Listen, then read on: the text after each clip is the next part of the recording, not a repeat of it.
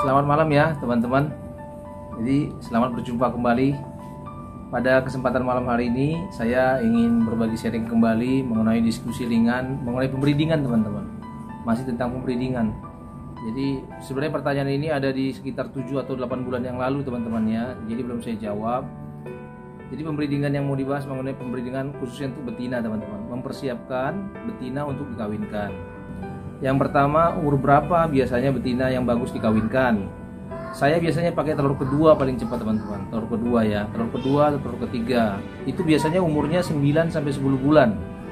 Tanda-tandanya itu ayam tersebut ya dia sudah bernyanyi pasti ya. Lalu yang kedua, dia kalau sudah kita pegang punggungnya dia akan tunduk teman-teman. Akan tunduk. Nah, itu paling bagus teman-teman ya. Oke, lalu yang kedua, untuk telur pertama dan kedua, ketiga, apakah ada pengaruh pada anak-anaknya? Itu tergantung ke kita masing-masing. Ya, nggak bisa saya katakan bahwa yang telur pertama itu nggak bagus, tidak juga. Telur kedua itu lebih bagus daripada telur pertama, ya itu tergantung teman-teman lah. Tapi saya biasanya pakai telur kedua dan ketiga. Saya juga dulu pernah pakai telur pertama teman-teman, ya telur muda ya. Itu anaknya menang 4 kali teman-teman. Nama ayamnya Isis ya, Isis. Jadi, tapi kan dari 4 anaknya yang jantan, hanya satu aja yang menang teman-teman ya. Selebihnya ya nggak menang juga ya. Tapi yang kalau yang saya lihat sepanjang selama ini saya beternak, memang sebaiknya telur kedua teman-teman sama telur ketiga ya teman-teman ya, lebih baik seperti itu ya. Oke ya, pertama dipengaruhi sama tulangannya teman-teman, dipengaruhi juga ya, tulangan ini mempengaruhi nanti juga ke daya tahannya teman-teman ya. Tapi ini ya tergantung ke teman-teman juga ya. Sekali lagi saya tidak mengatakan bahwa ini lebih benar, tidak, tergantung kita. Lalu kemudian model kawinnya itu lebih baik kawin duduk atau kawin lepas? Kalau saya selama ini lebih baik kawin duduk teman-teman, kawin tangan ya. Jadi saya hanya kawinkan itu pagi dan sore teman-teman ya, bukan kawin lepas. Jadi kenapa kawin lepas? Kalau kawin lepas itu kalau saya lihat itu dia tidak terkontrol teman-teman, karena dia bisa mengawinkan lebih dari 2-3 betina ya teman-teman ya. Spermanya itu nanti dia nggak begitu bagus ya, karena kalau boleh itu sperma jantan itu harus kental dan putih teman-teman, itu paling baik. Oleh karenanya kita harus atur teman-teman. Jadi pagi hari sekali, sore hari sekali ya. Memang kalau yang agak kewalahannya kita itu kalau jantan tersebut tidak mau kawin tangan teman-teman ya. Itu memang agak sedikit kewalahan sih kita teman-teman ya. Oke. Jadi saya sampai saat ini lebih suka pakai kawin tangan. Ya syukurnya ayam-ayam saya selama ini semuanya mau kawin tangan teman-teman. Ya, semuanya mau, benar. Oke. Lalu yang berikutnya, untuk mencari jantan dan betina kita kawinkannya di pagi hari atau sore hari ya. Ya kalau kata boto-boto tua yang lama sih di sore hari ya, tapi ya itu tergantung teman-teman ya teman-teman ya, tergantung kebiasaan teman-teman ya. Mau sore mau pagi ya nggak masalah, karena itu dipengaruhi sama kecocokan antara jantan dan betinanya juga. Dulu saya pernah betina saya itu selalu dikawinkan itu sama jantan manapun ya, bangkok ya. Anaknya pasti jantannya warnanya wido dan banyak jantan teman-teman. Nah pernah saya kawinkan dengan jenis mangon ya, anaknya itu malah bayan betina teman-teman ya, bayan betina, dan warnanya juga nggak terlalu wido lagi teman-teman ya. Anaknya ikut jantannya, tapi jenis kelaminnya malahan bayan betina. Jadi kalau menurut saya sih ya tergantung situasi ya, cocok-cocokan sih emang kadang-kadang teman-teman ya. Tapi ya sampai saat ini karena saya pakai kawin tangan atau kawin duduk ya, saya hanya pakai di pagi dan sore hari teman-teman. Saya nggak berpatokan untuk hal tersebut ya, nggak berpatokan. Kemudian pertanyaan berikutnya, pakan apa yang paling bagus mempersiapkan betina? Nah ini paling penting teman-teman. Jadi ketika kita mempersiapkan betina untuk diambil telurnya, kita memang harus persiapkan 1 bulan sebelum teman-teman. Ya kalau boleh sih 2 minggu paling cepat 2 minggu teman-teman ya. Jadi kalau pakannya itu saya kasih biasanya itu minimal ya teman-teman ya, itu harus ada jagung teman-teman. Itu jagung paling banyak teman-teman. Jagung, kemudian ada dedak ya, kemudian ada sayur, lalu untuk pur sedikit aja teman-teman ya.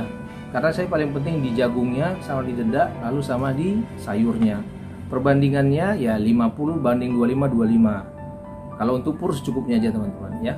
Kemudian jangan lupa lagi teman-teman vitaminnya. Teman-teman boleh pakai yang biasa aja sih ya. Kalak kan harganya sekarang udah 200 perak ya satu ya. Jadi kalak itu saya kasih 3 kali seminggu, B komplek saya kasih 2 kali seminggu, saya kasih minyak ikan tiap hari teman-teman, karena minyak ikan kan hanya kecil, minyak ikan tiap hari, karena minyak ikan itu dia mengandung DHA teman-teman.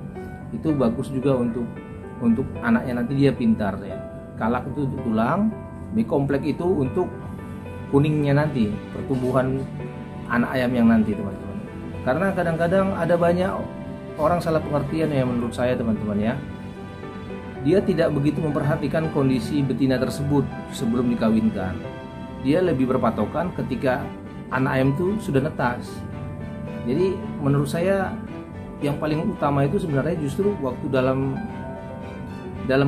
mempersiapkan betina ini teman-teman. Ya, sama lah kayak manusia ya teman-teman ya. Jadi ketika masa ibu hamil tersebut, justru di situ yang dia dipersiapkan. Gizinya anak yang di dalam kandungan, vitaminnya, ya kan teman-teman. Jadi ya itu ya menurut saya sih ya logikanya sih seperti itu teman-teman ya. Jadi nanti kalau dia sudah netas, kita kasih pakan sederhana aja dengan pur biasa ya. Dengan pur biasa yang kan saya udah ada tuh banyak video teman-teman ya. Video anak ayam umur 1 hari sampai 21 hari, 3 minggu sampai 2 bulan, 2 bulan sampai 4 bulan kan ada teman-teman ya. Teman-teman boleh lihat. Selama anak ayam yang kita persiapkan dari posisi dia sebelum bertelur kepada indukannya tersebut bagus ya teman-teman ya. Setelah dinetas, pakan yang standar pun kita kasih oke. Walaupun dia tidak pakai Kyojin atau pakai 591, dia nggak terlalu jauh kok teman-teman. Perbedaannya sama yang memakai itu teman-teman. Ya, kalau Kyojin memang mungkin dia tulangannya aja ya akan lebih kencang ya teman-teman, dibesarkan di tulangannya. Itu yang menurut saya sih. Jadi lebih penting itu teman-teman dijaga di posisi ketika dia betina tersebut lagi dipersiapkan untuk dikawinkan teman-teman. Ya, bukan pada saat anak ayam tersebut sudah netas lalu kita kasih 591, kita kejar dengan Kyojin. Ada pengaruh dengan Kyojin tapi dia tidak terlalu banyak signifikan. Kalau kondisi dia waktu di telur itu nggak dijaga, Kyojin itu tidak terlalu banyak berpengaruh teman-teman. Walaupun kita kasih Kyojin, kita kasih 591, itu yang saya alamin ya, nggak begitu terlalu banyak berpengaruh. Dia ada sih, cuman nggak terlalu banyak karena dasarnya dari telur itu dia udah nggak bagus. Maksudnya bukan nggak bagus ya, tapi maksudnya sudah agak kurang gitu teman. Ya, oke teman-teman ya, mungkin itu aja mungkin topik di malam hari ini. Saya memang masih belum banyak mempersiapkan video. Ada sih sedang saya siapin juga, tapi kan lagi butuh proses, jadi belum saya siapkan kebetulan karena aktivitas belakangan ini cukup banyak ya di pekerjaan. Jadi mungkin beberapa video saya mungkin ada seperti ini modelnya teman-teman, diskusi ringan ya. Jadi mohon maaf jika ada yang kurang. Kalau ada pertanyaan atau yang mau diperbarui atau diinformasikan atau dikoreksi, boleh taruh di kolom komentar ya teman-teman ya. Oke teman-teman, itu aja mungkin dari saya di topik malam hari ini. Sampai jumpa di topik selanjutnya. Terima kasih.